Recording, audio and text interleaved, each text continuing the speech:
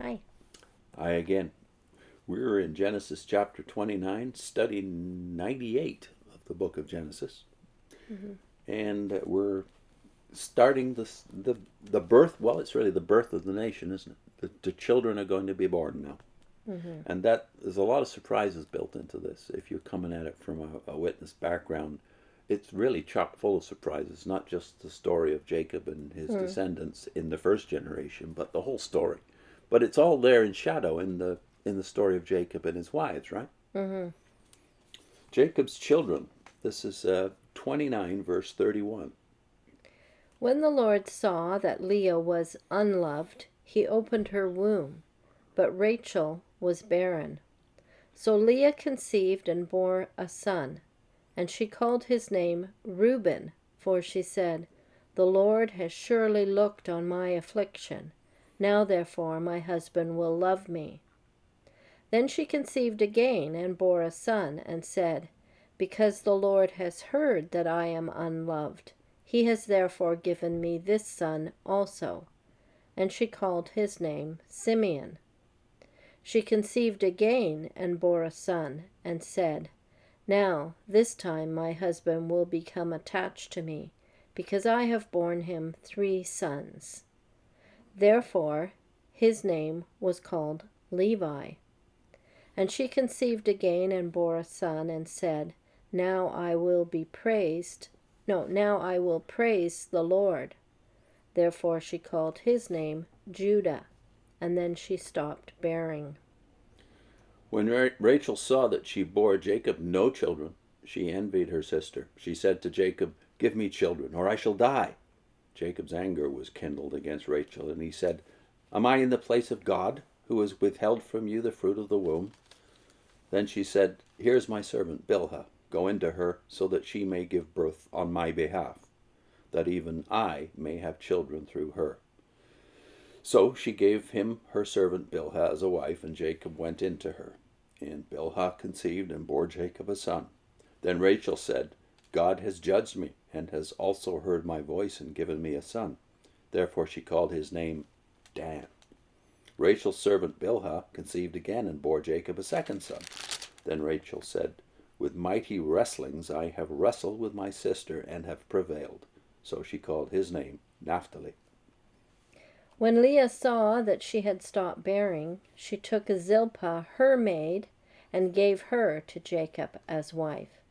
And Leah's maid Zilpah bore Jacob a son. Then Leah said, "A troop comes." So she called his name Gad. And Leah's maid Zilpah bore Jacob a second son.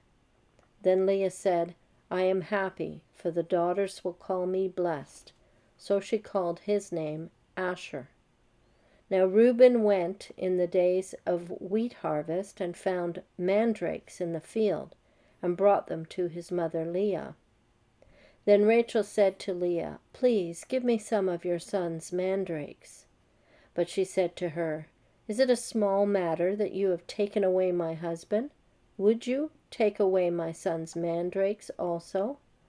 And Rachel said, "Therefore he will lie with you tonight for your son's mandrakes." When Jacob came out of the field in the evening, Leah went out to meet him and said, "You must come in to me, for I have surely hired you with my son's mandrakes." And he lay with her that night. And God listened to Leah, and she conceived and bore Jacob a fifth son. And Leah said, "God has given me my wages, because I have given my maid to my husband." So she called his name Issachar. And Leah conceived again, and she bore Jacob a sixth son. Then Leah said, "God has endowed me with a good endowment. Now my husband will honor me, because I have borne him 6 sons." So she called his name Zebulun. Afterwards she bore a daughter and called her name Dinah. Then God remembered Rachel, and God listened to her and opened her womb. She conceived and bore a son, and said, "God has taken away my reproach." And she called his name Joseph, saying, "May the Lord add to me another son." Mm. I guess the one of the things we have to give a bit of background on is the use of the names. The giving of these names to the children always seem to involve some kind of wordplay in the Hebrew. Yeah, which you wouldn't get in English. Yeah, they're not always the meaning of the blessing.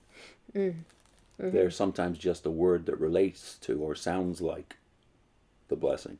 Right. And we don't think this way about naming our children, I do not think.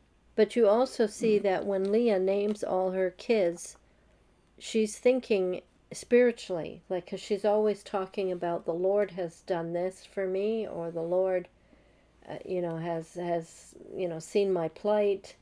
The Lord has blessed me, and so she gives them names with that in mind. So she connects it with spiritual things. Although fertility and infertility in that day was always credited to God. Mm-hmm. As Jacob does here. As either a judgment against you if you were barren, or as a sign of his blessing if you had children. Well, by the way, a translation issue. You had in verse 29:31, Unloved? when Yahweh saw that Leah was unloved, right? Yeah, mine says unloved. Well, literally in Hebrew, it's hated. So there's that linguistic phenomenon that we don't think much about and becomes very important in the New Testament when you have Christ talking about hating your family, etc. Yeah, because you have to think really in terms of the language of the Hebrew people too, that they didn't have the same way of saying things as we would.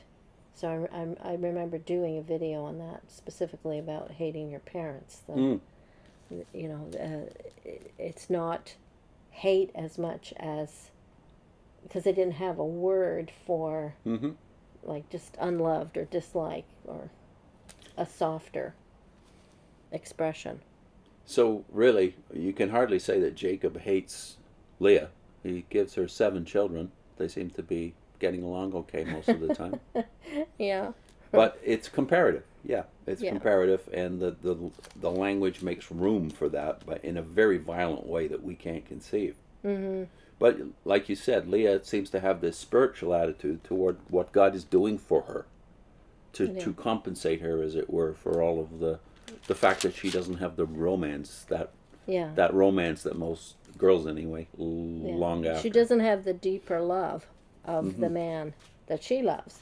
Yeah. So she's compensated by her. She feels compensated by the children she's bearing. And then there's the issue of who are these children. It's not just she has the first 4 all on her own. Yeah. Who are these 4? Well, they have great significance in the history of Reuben, of the people.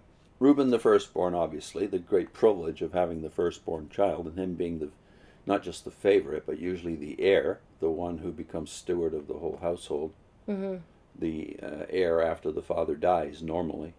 But Reuben, of course, forfeits that later, but we don't know that story yet. But we've got 2 here who don't forfeit their eternal place in God's plan, right? Levi and Judah. Yeah, and Levi is the priesthood. Later becomes the priesthood. And Judah, the line of the Messiah. So, of course, Leah can't see the future that far ahead. She doesn't realize that in feeling compensated just by having a number of sons and being prosperous that way, God is doing more than that for her. He's actually giving her the privilege of being the mother of the 2 great spiritual heritages that come through the Jewish people, through Levi and Judah, Messiah himself. Yeah, I do think that was a kind of a surprise to me, because hearing the stories, and mostly it wasn't so much reading them, but hearing the story of his love for Rachel and his desire to marry Rachel and getting Leah initially by a trick. So you always thought that story with Rachel was more romantic. It was, you knew that was the one he had wanted, and that was played up, I think, in conversation among Jehovah's Witnesses anyways, that romantic side. And because you know that Joseph is hers, and he has such a favorable storyline in the Bible, in my mind, I wasn't thinking about the fact that, but the line doesn't come through him.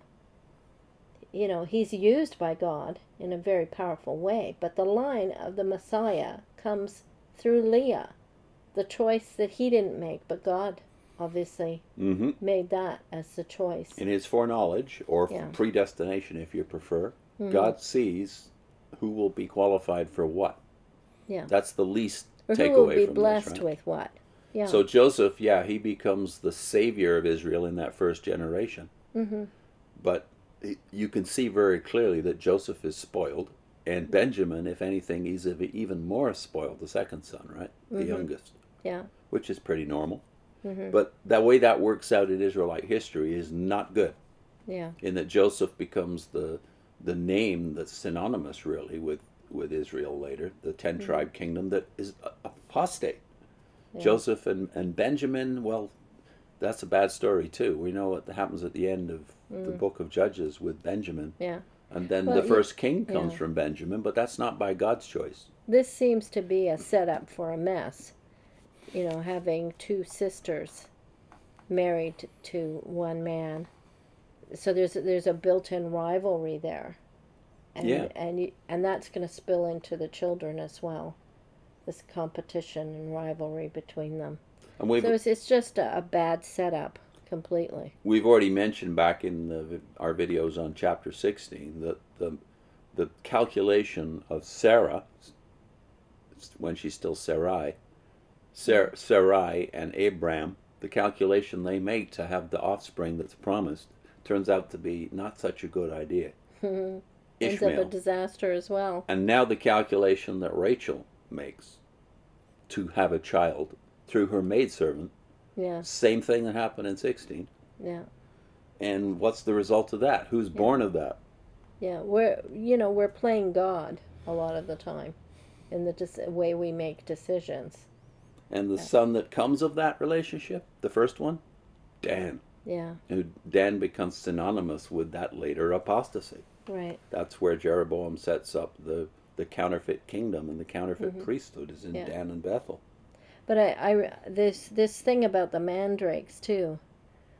You know, you read this and you think, my goodness, like, if you're not encouraging your husband to feel warmly to you when you say, I've hired you by vent of these mandrakes, which were a kind of supposed to be a fertility food of the day. Right. We would call them aphrodisiacs as well. So what's this all about? Well, I guess it doesn't look much like patriarchy, though, does it? No. It's the women are ruling the roost here, it seems.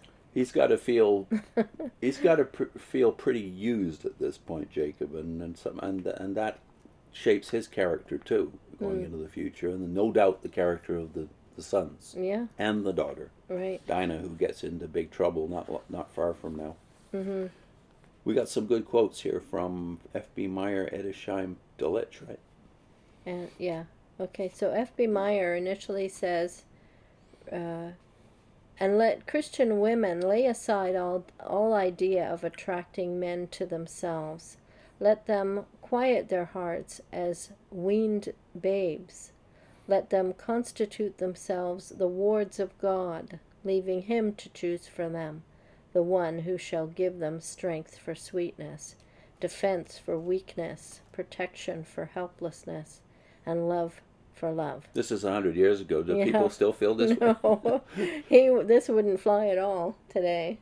Christian women lay aside all idea of attracting men to themselves. Oh, yeah. Well, you think in terms of the text in the New Testament about the real attraction should be the quiet spirit of a woman. So what we value nowadays compared to those kinds of sentiments, now we're all for feisty and standing up and assertive, and but really, does that play into a happy family life? And you've got Edersheim too? Yes. On the names. He says it deserves special notice that in the birth of at least 3 of these sons, Leah not only recognized God, but specially acknowledged him as Jehovah, the covenant God. We mark Rachel's gratified jealousy of her sister, and that although she owned God, it was not as Jehovah, but as Elohim, the God of nature, not the covenant God of the promise. Mm. Oh, that's You might not interesting. notice that as you work didn't through notice it. the No. alternation of the names, yeah. Mm-hmm. And Franz Dellitzsch says the mandragora is a plant frequently found in Palestine and also in Aramea, that is Syria. Its fruit and root are esteemed as a means of promoting fertility, as an aphrodisiacum, I guess the Latin word for aphrodisiac, as an aphrodisiac in general. And then F.B. Meyer on the way this plays out in the lives of the children. Rachel must have been equally miserable. True, she had her husband's love, but she could not be sure of keeping it. And she had the mortification of seeing her sister's children growing up as her husband's heirs. How eagerly she prayed and fretted and proudly chafed. What wonder then that the children grew up wild and bad. Reuben, unstable as water, excitable and passionate. Simeon, quick to obey, but quick to desperate cruelty. And Levi, a willing accomplice in his crime. This is all reference to Reuben later going into his father's concubine's bed, right? And Simeon and Levi in their murder to avenge their sister's rape. When children turn out badly, and the beautiful gate of childhood does not lead to the fair temple of mature life, it is generally the fault of the home training, and it is more often the result of what they see than of what they are taught. Whatever Jacob may have been, and I fear that his example was none of the best, yet the impressions received in the women's tents of high words and evil passion would be enough to ruin any child. Beware how you act at home.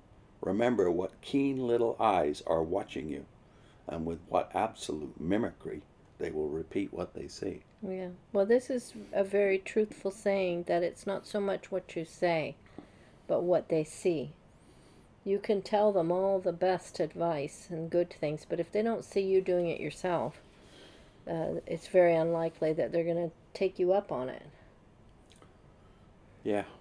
Mm-hmm. And we've got a link, which is Sins of the Fathers. It's a series of 3 volumes dealing with the different patriarch. Mm-hmm. I think we start with Abraham and work through Jacob's life, especially Jacob's life, but end with David. Yeah, I think so. So we'll put the first of those links on your screen. Mm-hmm.